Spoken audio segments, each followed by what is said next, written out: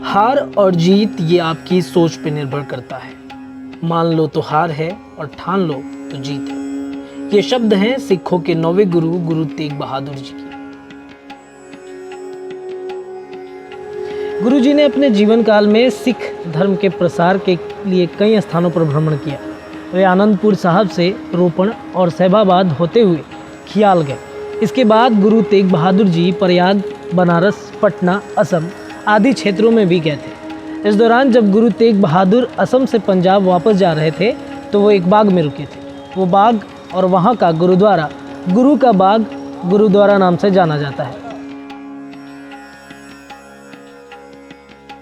आज बिहार प्लस की टीम पहुंची है तख्त श्री हरिमंदिर साहिब से लगभग 3 किलोमीटर पूर्व में स्थित गुरु का बाग गुरुद्वारा में। ये गुरुद्वारा और यहाँ का बाग काफ़ी खूबसूरत है। ये जगह अपने इतिहास के लिए खास प्रसिद्ध है। कहा जाता है कि यह बगीचा पटना के 2 रईस भाई नवाब रहीम बख्श और करीम बख्श का था। किसी साधु के श्राप के कारण पूरा बगीचा सूखा पड़ा था, लेकिन जब यहाँ गुरु तेग बहादुर जी के चरण पड़े तो बगीचा हरा भरा हो गया। उसके बाद यहाँ के माली ने इस बाग की जानकारी नवाब को दी। ये खबर पाकर नवाब बहुत खुश हुआ और गुरु जी के पास जाकर उनका आशीर्वाद लिया। उन्होंने गुरु जी को पूरा बाग भेंट कर दिया, इसलिए इसे गुरु का बाग कहा जाता है। वाहिगुरु जी का खालसा, वाहिगुरु जी की फतेह। गुरु साथ संगे इस पवित्र स्थान का नाम है गुरुद्वारा गुरु का बाग।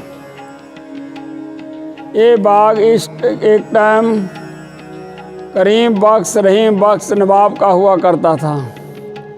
कोई साधु महात्मा इधर से गुजर रहा था, उसने फल मांगा।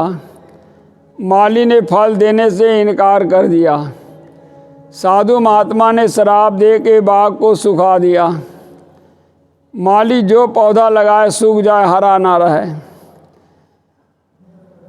बाबा बकाला से गुरु तेग बहादुर जी परिवार सहित पूर्व की यात्रा करते हुए सिख धर्म का प्रचार करते हुए गुरुद्वारा गायघाट पहुँचे। बरसात के दिन थे। गुरु साहब ने 3 महीने बरसात में गायघाट में रहे। उपरांत अपने परिवार को यहाँ छोड़ के गुरु तेग बहादुर जी आसाम चले गए सिख धर्म प्रचार के लिए। 22 दिसंबर 1666 पोष दी 7वीं को गुरु गोविंद सिंह महाराज का पटने में जन्म हुआ, जिनका बचपन का नाम था गोविंद राय बाला प्रीतम। ये खुशी की खबर भाई दयाल दास ने गुरु तेग बहादुर जी महाराज को आसाम में जाके दी। गुरु साहब ने बड़ी खुशी मनाई, दान पुण्य किया। जब गुरु तेग बहादुर जी आसाम से वापस पंजाब जाने लगे, उस टाइम इस बाग में बैठे। गुरु साहब के चरण पड़ते ये बाग हरा भरा पूरे हो गया। ये शुभ दिन था बैसाख सुदी 7वीं। गुरु तेग बहादुर जी इमली के पेड़ के नीचे बैठे हैं।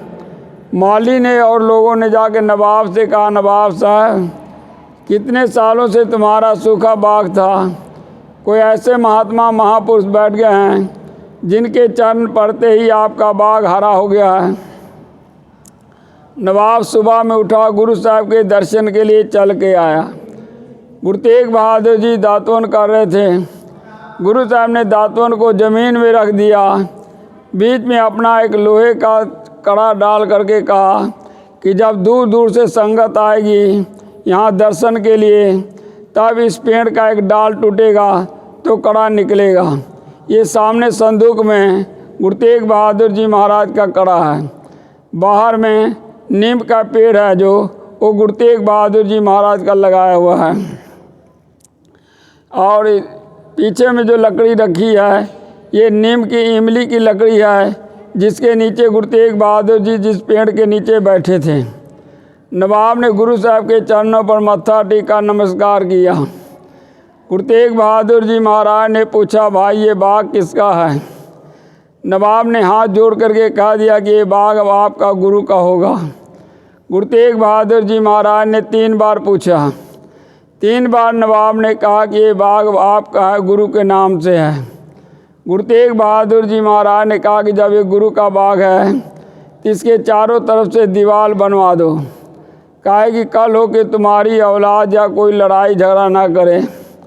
नवाब ने दीवार बनवाते हुए गुरु का बाग में गुरु तेग बहादुर जी अपने पुत्र सिख के 10वें गुरु गुरु गोविंद सिंह जी से पहली बार मिले थे। अभी वर्तमान में जो आप गुरुद्वारा का इमारत देख रहे हैं, उसका निर्माण 1970 और 1980 के दशक के दौरान किया गया था।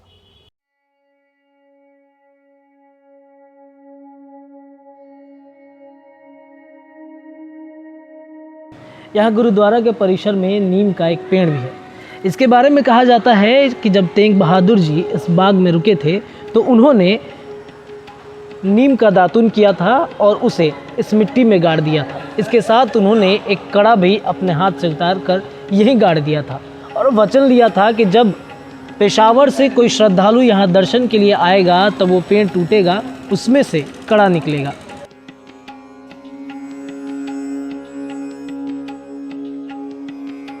गुरु तेग बहादुर जी का वो कड़ा आज भी गुरुद्वारा में सुरक्षित रखा गया है। इसके साथ ही पुराने नीम के पेड़ के अवशेष के साथ यहाँ नया नीम का पेड़ भी लगाया गया है।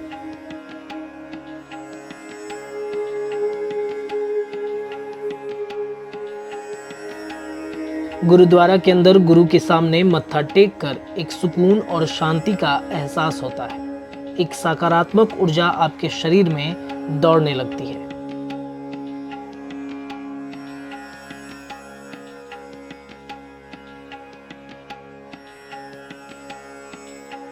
अंदर गुरुद्वारा में गुरु तेग बहादुर जी की जो तस्वीर है, उसमें वो एक इमली के पेड़ के नीचे बैठे हैं। उस तस्वीर के ठीक नीचे उसी इमली के पेड़ का सूखा फूंट रखा गया है।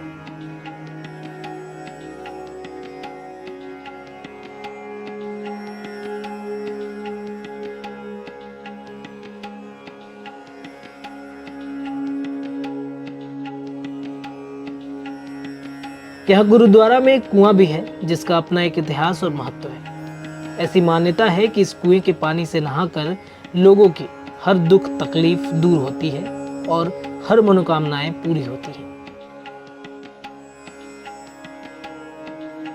कहा जाता है कि नवाब की पत्नी को चलने फिरने में तकलीफ होती थी। उसने गुरु तेग बहादुर जी से इस बारे में चर्चा किया और बताया। गुरु जी ने नवाब से कहा कि वो अपनी बीवी को इस कुएं के पानी से स्नान करने को कहे। जब नवाब की बेगम ने कुएं के पानी से स्नान किया तो उसके सभी रोग दूर हो गए। बहुत निर्ममता से बेनती प्रार्थना की, महाराज हमारी बेगम को कुछ ऐसा रोग दुख है जिसके कारण हमारे यहाँ अभी औलाद नहीं हुई है। गुरु तेग बहादुर जी महाराज ने कहा, भाई तुम अपनी बेगम को ला के इस बाग में जो कुआं है, कुएं के पानी से नहलाओ। जिस साधु महात्मा ने शराब दे के बाग को सुखाया था, गुरु साहब की महिमा प्रशंसा सुन कर के आया, पर अभी उसके मन में अहंकार था। उसको अहंकार था कि हम इनमें उम्र में बड़े हैं, हमारे पास भी करामात की शक्ति है।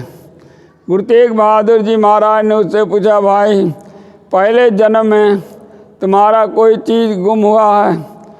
साधु महात्मा ने ध्यान लगा के कहा कि पहले जन्म में हम समुद्र के किनारे बैठ कर के तपस्या भक्ति करते थे। एक दिन समुद्र अपने उछाल में आया, हमारा आसन और बैरागन दोनों बहा कर ले गया है। गुरु तेग बहादुर जी महाराज ने कहा कि जाओ ये कुएं में झांको। साधु महात्मा ने कुएं में झांका तो देखा तो आसन और बैरागन दोनों तैर रहे हैं। निकालने के बाद पहचान करके गुरु साहब के चरणों पर गिरा, अपनी भूल मानने लगा। नवाब अपनी बेगम को लेकर के आया।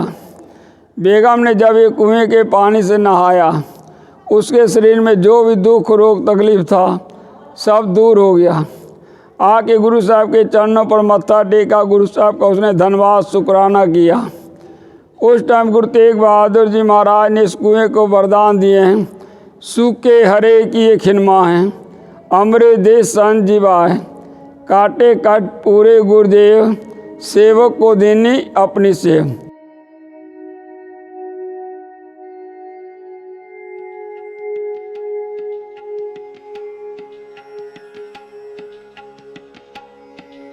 इसी के साथ इस कुएं के पानी से एक तालाब भी बना है।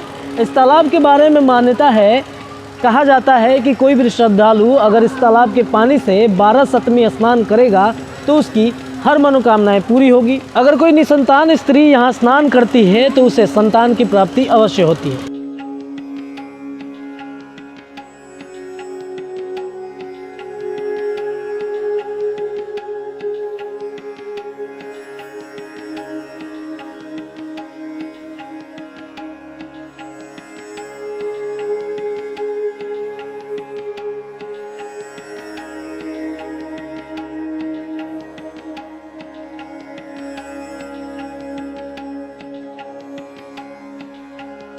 इसके अलावा यहाँ गुरुद्वारा में हर वर्ष वैशाख सूखी सप्तमी को वार्षिक स्नान मेला का आयोजन होता है, जिसमें हजारों श्रद्धालु स्नान के लिए आते हैं। इस दिन किए गए स्नान का विशेष महत्व है, क्योंकि कहा जाता है कि इसी दिन गुरु गोविंद सिंह जी और गुरु तेग बहादुर जी एक दूसरे से पहली बार मिले थे। यहाँ आने वाले श्रद्धालु अपनी मनोकामनाएं पूरी होने पर पौधे दान करते हैं और वो पौधा गुरुद्वारा के परिसर में लगाए जाते हैं।